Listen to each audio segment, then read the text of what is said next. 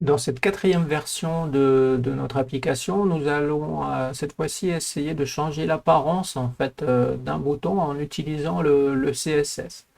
Alors, je vais commencer par vous montrer le résultat que l'on veut obtenir. Donc, pour cela, je vous montre le code, hein. Donc, c'est ici la version 4, hein. Vous aurez le source disponible sous la vidéo dans la description. Alors, je lance ce programme. Donc, je vois ici mon application qui est là. Je vais la faire fonctionner en choisissant un fichier. Maintenant, qu'est-ce qui va se passer ici? Lancer, pardon, la conversion. Et vous allez voir ici que durant le temps de la conversion, le bouton va non seulement changer de texte, hein, il y avait le en cours qui apparaissait, il devenait grisé, mais il va changer aussi de couleur. Alors, attention, vous voyez, il est devenu en sorte de jaune, et il revient avec son aspect pardon, normal. Alors, je vais terminer ici, fermer cette application. Je vais vous montrer le fichier Glade en fait. Et c'est le même exactement que celui qu'il y avait dans la version précédente. Donc il n'y a pas de nouveauté. Donc ici, il y avait juste obligé de modifier peut-être ce séparateur pour le mettre comme dans la version précédente exactement, avec la bonne largeur. Voilà, donc je n'ai pas de modification à faire de ce côté-là. Donc je peux cette fois-ci me concentrer sur le code. Alors, sur ce code, ici, donc qu'est-ce que l'on veut faire? On veut utiliser le CSS.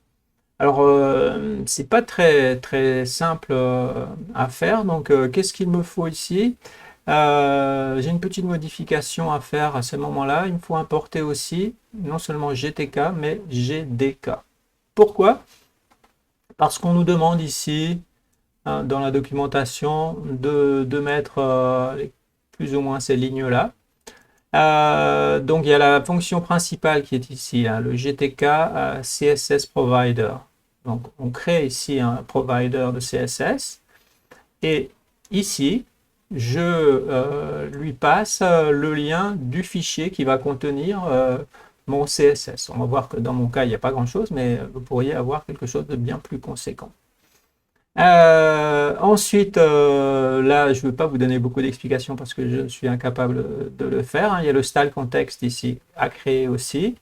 Ici, il faut aller récupérer aussi. C'est ici que vous voyez que j'ai besoin du GDK. Donc, j'ai besoin ici pour l'écran. Et je lui demande en fait de pouvoir appliquer ça à tout ce qui est contenu dans mon écran, si j'ai bien compris. Donc là, je ne peux pas vous donner plus de détails parce que j'en suis incapable. Alors, comment faire une fois qu'on a préparé, disons, le terrain? Eh bien, si on a un composant pour lequel on a besoin de changer le style, moi, par exemple, je veux le faire pour le bouton convertir. Eh bien, pour ce bouton convertir, je vais aller chercher ici Get Style Context. Donc, en faisant ça, je vais ici avoir une nouvelle variable, hein, que j'ai appelée button convertir style. Donc à partir de là, je vais pouvoir changer le style en le faisant par rapport à cette référence-là. Pour l'instant, voilà, j'ai juste dit que j'étais prêt à travailler avec ce fichier appli.css et pour un seul composant, en fait, pour celui qui est le bouton convertir. Donc ensuite, le reste ne change pas, hein. Mon code est identique à ce qu'il y avait avant. Il y a juste au moment donné où ici, je mets à jour le code à insérer, qu'à un moment donné, ce que je fais ici, avec cette ligne-là, c'est que je dis que ce composant va appartenir à la classe CSS rouge. Donc on pourrait lui mettre un label, mais moi j'ai utilisé cette fois-ci une classe, hein. On pourrait ajouter des labels pour que ce soit pas des classes. Mais moi, j'ai utilisé la classe ici. Donc là, c'est une classe CSS. Donc après, ça va s'utiliser comme toutes les classes CSS. Donc au début, disons, avant de lancer la conversion de fichier, je lui applique le style de la classe rouge. Et une fois que c'est terminé, je vais enlever la classe rouge à cet élément. Du coup, le style rouge ne va pas s'appliquer. Donc rouge, c'est juste le nom de la classe, hein. Vous pouvez l'appeler comme vous voulez. Pourquoi je l'ai appelé rouge? Eh bien parce que j'avais mis rouge au début parce que ma couleur était rouge. Mais du coup, justement, j'aurais dû peut-être le changer. Je vais le laisser comme ça, même si c'est pas très logique. Mais je viens ici, je vais vous montrer maintenant mon CSS. Donc voilà mon CSS, et donc vous voyez ici, hein, j'ai l'utilisation point rouge, puisque c'est le nom de ma classe. Alors, pourquoi? En fait, c'est parce que au départ, ici, eh bien, j'avais mis, au lieu de kaki, j'avais mis red.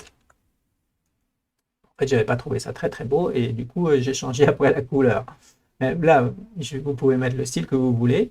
Alors, une chose qui est vraiment importante, c'est ici de mettre ici le background unknown quand vous travaillez avec Ubuntu, là, parce que il y a, comment dire, le GNOME qui met par défaut un arrière-plan à tous les boutons. Et du coup, en fait, bien l'arrière-plan qui va être mis par défaut va couvrir en fait votre background color. Et du coup, vous n'allez pas voir, sauf par intermittence, cette couleur rouge, pour l'instant pour moi, apparaître. Donc ça, c'est vraiment important ici, hein, de bien mettre ici ce background unknown. Sinon, vous allez avoir des soucis et vous n'allez pas comprendre en fait pourquoi ça ne marche pas. Donc vous faites attention à ça. Et moi, comme c'est pas un label, mais c'est vraiment une classe, hein, j'ai besoin du point ici, hein, pour cela. Donc ici, hein, ben voilà, mon nom de style n'était pas forcément bien choisi. J'aurais pu, voilà, je voulais choisir un nom qui soit plus, comment dire, plus judicieux. Et c'est tout. Donc là, voilà, je suis prêt maintenant à lancer pour voir si mon bouton passe bien en rouge. Donc je sauvegarde ici quand même ce fichier. On va essayer de lancer l'application. Alors je vais me remettre en mode de plein écran pour que l'on voit tout ça. Voilà, je me mets ici. Je lance le programme. J'ai donc ici mon appli qui est là. Je vais choisir toujours mon exemple ici. Voilà. Je vais lancer la conversion et si tout va bien, mon bouton devrait se mettre en rouge. Voilà. Vous voyez, il est bien passé en rouge jusqu'à la fin de la conversion et du coup, il revient à son aspect normal. Pourquoi? Parce que j'ai enlevé la classe rouge et du coup, il n'a pas à changer l'attribut de ces éléments par mon fichier CSS ici avec la classe rouge. Donc voilà, on a donc vu comment avec un fichier CSS, hein, faire ces modifications. Donc ça c'est une nouveauté, hein, depuis GTK 3. Hein. Avant on pouvait modifier directement un élément, mais maintenant il faut passer par ce CSS. Alors, je vous conseille quand même de le faire juste de façon vraiment extrême, j'ai envie de dire, parce que l'avantage de travailler justement avec Glade et puis GTK, c'est d'avoir justement une interface qui soit vraiment homogène avec le reste des applications que vous avez sur votre environnement de travail. Et donc, moins vous y touchez, en fait, et bien, mieux ce sera pour le, comment dire, pour l'aspect visuel. Donc là, mon application, elle a exactement la même apparence que n'importe quoi sur mon environnement de travail.